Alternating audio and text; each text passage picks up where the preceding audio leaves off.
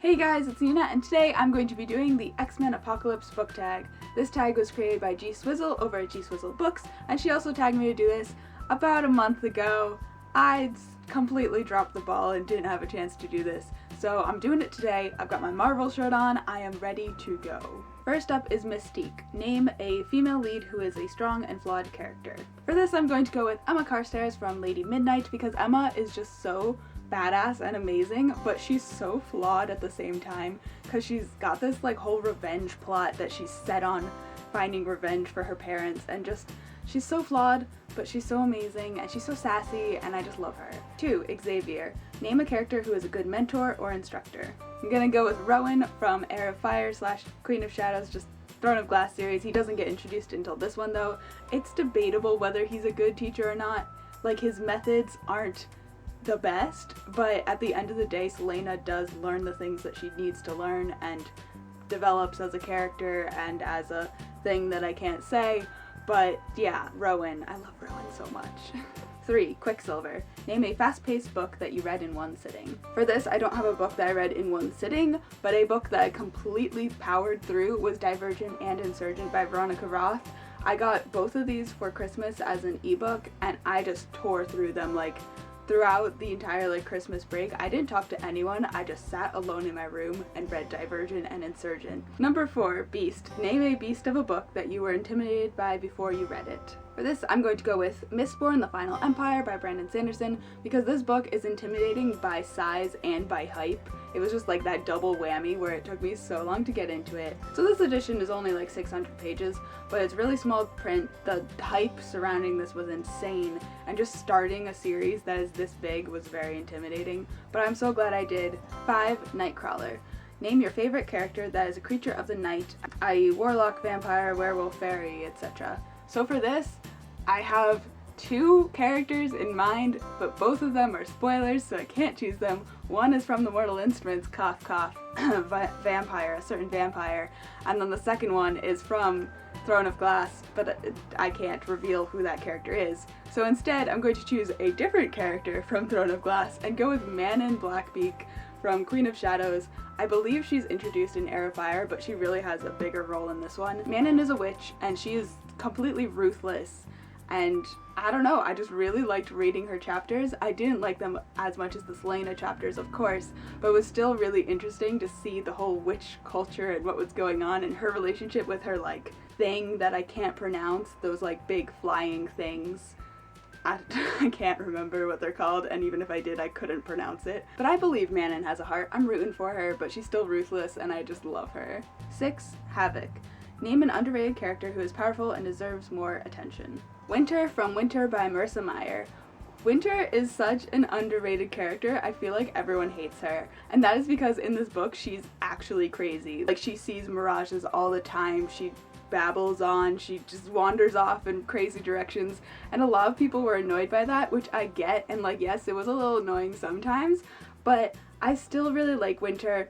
And I just finished Stars Above by Marissa Meyer, and in that there's a prequel for Winter and Jaquin from when they were younger, and after reading that you get so much more of an appreciation for Winter because you get the whole backstory of why she chose to go crazy instead of using her lunar gift. And honestly, Winter is so powerful. She could be more powerful than Levana if she chose to use her gift, but instead she chose to go crazy instead of using it. Just the conviction and to stand by that for all those years while going crazy, I just think people don't give her enough credit for that. 7. Cyclops. Name a character who struggles to control their powers. For this, I'm going to go with 4, or John Smith from the Lorraine Legacies. The first one's I Am Number 4. This is the second one because I don't own the first one. But 4 is an alien from outer space who looks like us. He looks like a regular kid, and when he comes of age, 16 or whatever, he starts developing these superpowers. So when you meet him in the first book, I Am Number 4, he's figuring out his powers, trying to figure out how to use them, save the world, all that stuff. And the interesting thing about this is all the aliens that come over, they all have different powers, so he doesn't know what his powers are until they start developing and start popping up, and then he has to learn to control them, and it's just that whole story arc, and it's great. 8. Jane Grey. A character who had a traumatic incident happen in their past. Julian frickin' Blackthorn from Lady Midnight by Cassandra Clare. Jules just gives me all the feels. He has had like the most traumatic childhood and just life in general. Just to give you a taste of this, he's a middle child. He has 2 older siblings and 4 younger siblings, but then when he's 12, I want to say, his older brother gets kidnapped, his older sister gets taken away by the Clave, and his mother is already dead, and then he kills his father because his father was possessed, and then he has to raise 4 children all on his own, and I can't. Jules gives me all the feels, and I just love him so much, and but that backstory, I just can't with Jules. I want to protect him so badly. 9. The 4 Horsemen. Name 4 villains to create your ultimate villain squad that could potentially take this world apart. Number 1. Queen Lavanna from the Lunar Chronicles, because she's got that whole like lunar gift going on. She can sway people and control them and tell them to do whatever she wants, and she can control a very large portion of the population. Number 2, the Emperor from Mistborn, because he's just got so many gifts and things going on that I'm not going to say because of spoilers, but he can just also control huge amounts of people, and he has been able to keep his kingdom under his control for 1,000 years. That is insane. No revolutions, no one has succeeded in overthrowing him in over 1,000 years. And if that isn't powerful, I don't know what is. And then lastly, I have 2 from the Percy Jackson books. First is Kronos, because Kronos, like, he's a titan. He's very powerful. It took all of the gods and all the demigods working together to defeat him. Like, he is unstoppable if you don't have Greek gods and demigods on your side. And then the last supervillain that I want is Mother Gaia, who is not a titan. She's the mother of the titans. She's even older. She's even more powerful. She is the earth. Like, can you imagine having the earth on your side? You could just have them swallow up all of your opposition. Like, there is no stopping earth.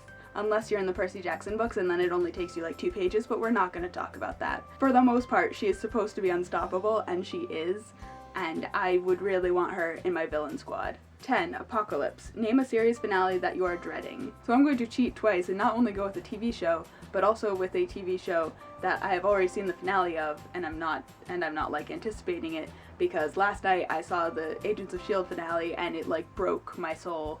It was so sad, but so amazing, and I can't. That show is just so good. If you guys haven't seen Agents of S.H.I.E.L.D., please go watch it, especially if you're a Marvel fan, because it ties into the Marvel Cinematic Universe so good, but then also stands on its own and has such good characters and such badass, like, it's so badass, but the characters are also amazing and the plot is amazing, and I just can't say anything bad about Agents of S.H.I.E.L.D. Go watch it. 11. Wolverine.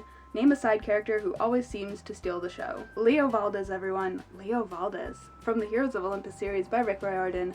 Leo is just hilarious and so much fun. He's like almost as funny as Percy. You can't beat Percy, but he's up there, and I just love Leo, and he does steal the show quite often. 12. You're an X-Men. What power from any fictional character would you have?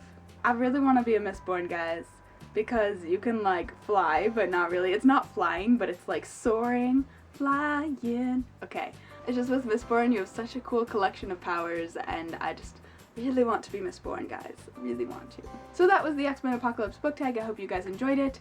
I will be tagging Hannah from JHT Books because she is a big Marvel person, and I'm not sure who else is like really big Marvel people. So if you consider yourself a Marvel fan, feel free to do this tag. I tag you, all y'all Marvel fans out there. So that is it. I hope you guys enjoyed this. If you did, you can give a big thumbs up and subscribe and comment down below letting me know your thoughts and such, and I will see you guys later with another video. Bye! I mean, technically it's Avengers, but like close enough. And I've got Captain America looking at me. Don't talk to me about Captain America right now.